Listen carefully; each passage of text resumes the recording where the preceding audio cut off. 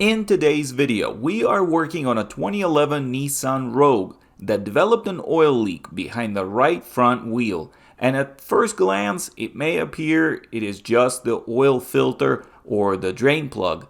But let's bring it inside, put it on the lift, and take a closer look. And here we can see that it is leaking pretty good. Oil is getting on the cradle, on the oil pan, on the exhaust, and on the axle. So we have to try to find where exactly this oil is coming from. And right here, from the right front wheel well, we can see it clearly. It is the oil cooler housing. It is covered in oil and we see no oil leak above it. That is enough evidence for me to condemn it. So let's go ahead and remove it from the vehicle. First, I'm going to remove the right front wheel. And there is our oil cooler. Next, I'm going to drain the oil. This car was due for an oil change anyway.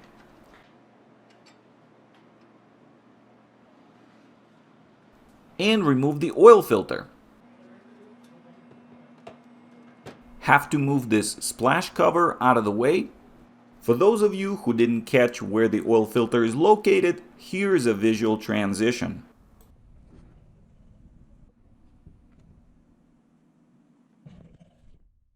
Now, the oil cooler housing is bolted to the block with 4 12mm bolts right here.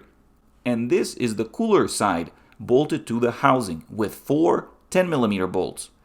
But they are kind of hard to get to. So let's start with unbolting the housing from the engine block.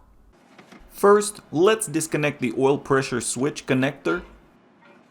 It is a good idea to loosen all 4 bolts first before removing them completely. Once the bolts are removed, we can move the housing out of the way. And there is the first gasket we're going to replace.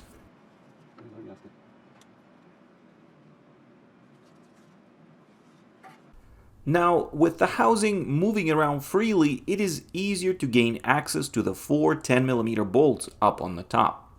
Some of them may feel loose right off the bat. That's because the O-ring gasket there has gotten flat. Here I just removed one screw, and here is a view of the other 3.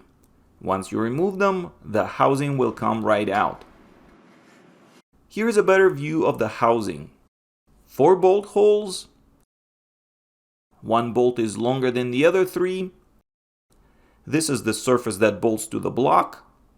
And this is the cooler side with an O-ring. Just using a small screwdriver, you can pry it out. You can see it is getting flat, which is why it was leaking and is now getting replaced. Obviously, you want to clean both surfaces. I'm using brake cleaner and a rag to do it. And if you need to replace the oil pressure switch, maybe it's leaking or not working or got damaged during the removal process, it takes a standard oil pressure switch socket, which is 1 1/16 of an inch, close to 27mm. Make sure to use Teflon tape or thread sealer on the new sensor and be careful tightening it up. It really doesn't need to be too tight. Next, let's prepare the engine surfaces for our oil cooler housing. I'm using brake cleaner and rags. Here I have brand new gaskets straight from the dealer with part numbers so you can find them yourself. If I can find them online, I'll have a link in the description. For installation, reverse the removal procedure. 10mm bolts torque to 89 inch-pounds and 12mm bolts to 18 foot-pounds. You want to torque them in a crisscross pattern. Test drive the vehicle and give it one final look over. If this video was helpful, please give it a thumbs up. Share your experience and give feedback in the comments section below. Links to the products you saw in this video will be in the description. Thank you for watching, good luck, and take care.